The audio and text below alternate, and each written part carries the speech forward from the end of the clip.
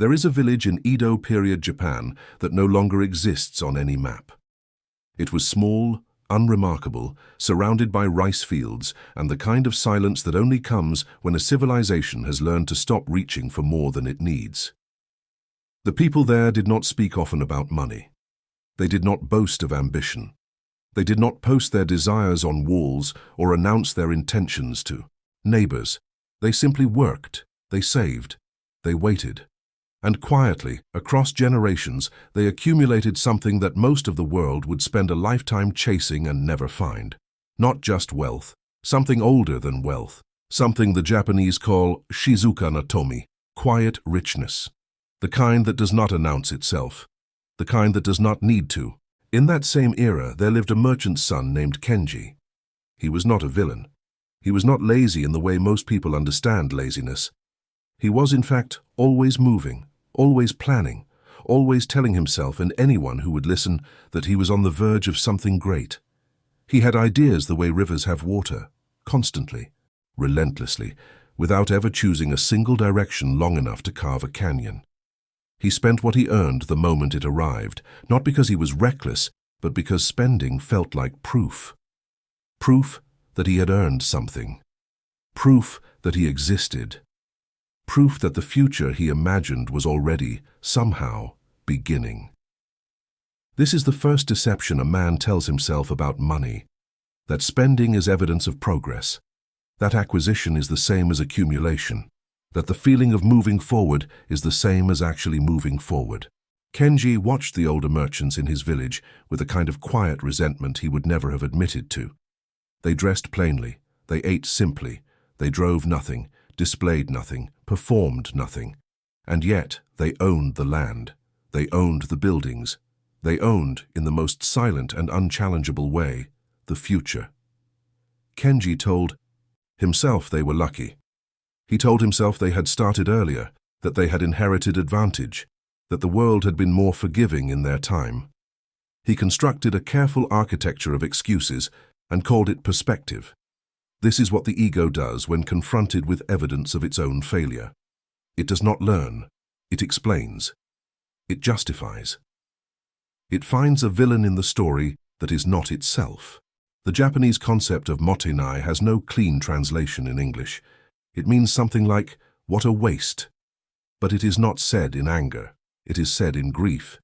It is the feeling of watching a resource, time, food, money, effort, disappear without being fully honored. The elders of that village understood Mottainai not as a rule imposed from outside, but as a value grown from within. They wasted nothing because they respected everything. Every coin that passed through their hands was treated not as a reward, but as a responsibility, not as something to be enjoyed, but as something to be deployed with intention, with patience, with the quiet certainty that every small decision compounds across time into something enormous or something devastating, depending on which direction the habit is running. Kenji did not understand this. He understood money as a feeling, not as a force. He understood saving as deprivation and spending as reward. He had the psychology of someone who treats wealth as a destination rather than a direction. And this is not a flaw unique to him, it is a flaw engineered by modern culture.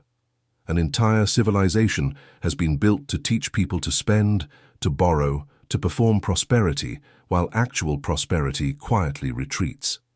The Japanese, particularly those shaped by post-war scarcity and the ancient philosophical inheritance of Zen and Confucian frugality, learned something different. They learned that discipline with small things is the only path to freedom with large ones. Consider Miyamoto Musashi, not the legend, but the man.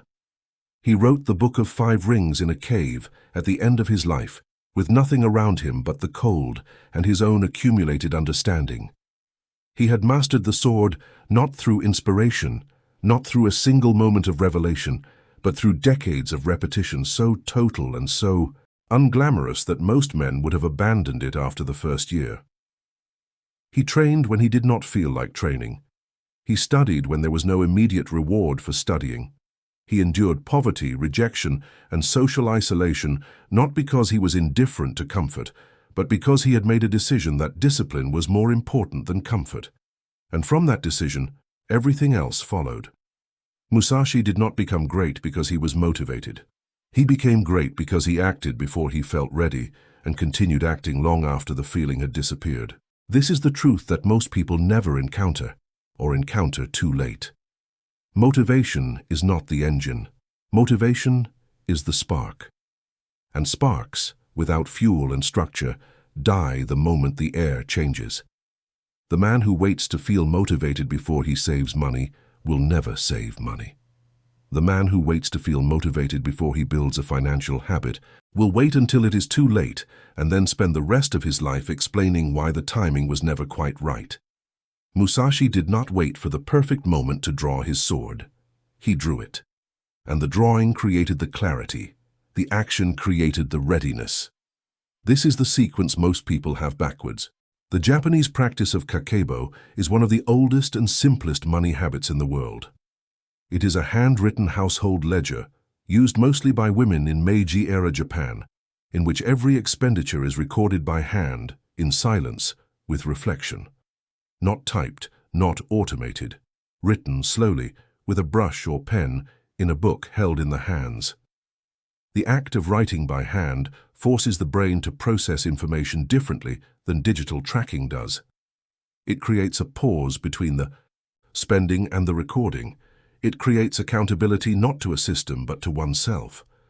And in that pause, the question is always the same. Was this necessary? Was this intentional? Was this aligned with the life I am trying to build? Or was it a momentary impulse I dressed up as a need? Kenji never kept such a ledger. He kept his finances in his head, which meant he kept them in the place where rationalization lives. In his head, he was always nearly there. In his head, this month was an exception, and next month would be different.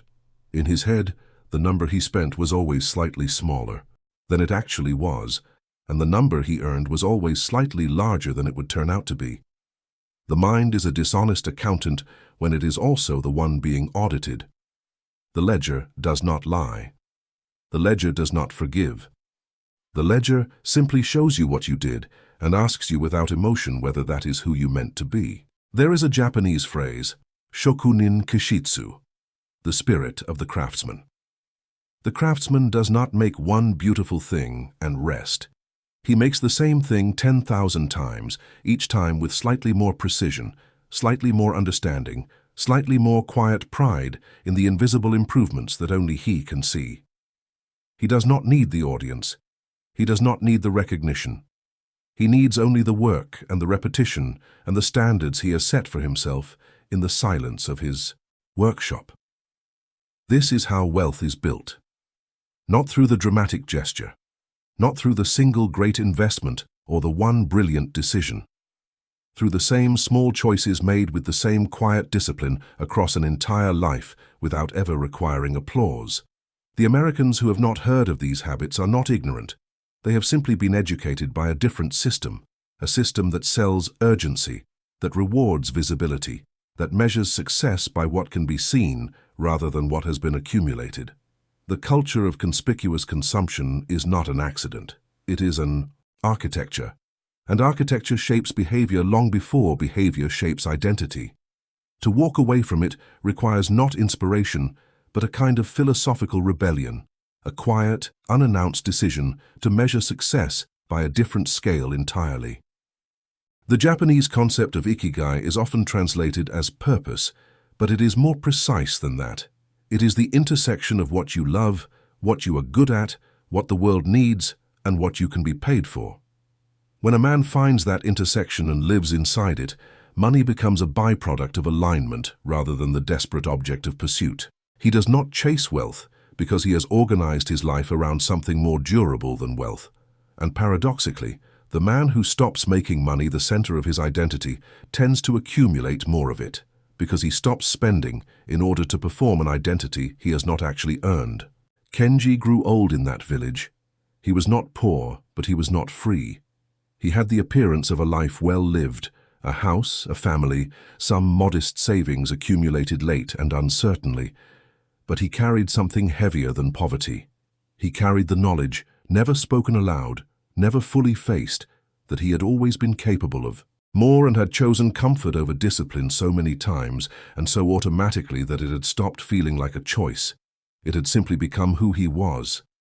The man who was about to start, the man who had almost begun, the man who understood, intellectually, everything he needed to do and who had used that understanding as a substitute for actually doing it. Do not be Kenji. Not because his life was tragic, but because his life was unnecessary. The knowledge was always there, the capacity was always there. What was missing was not information.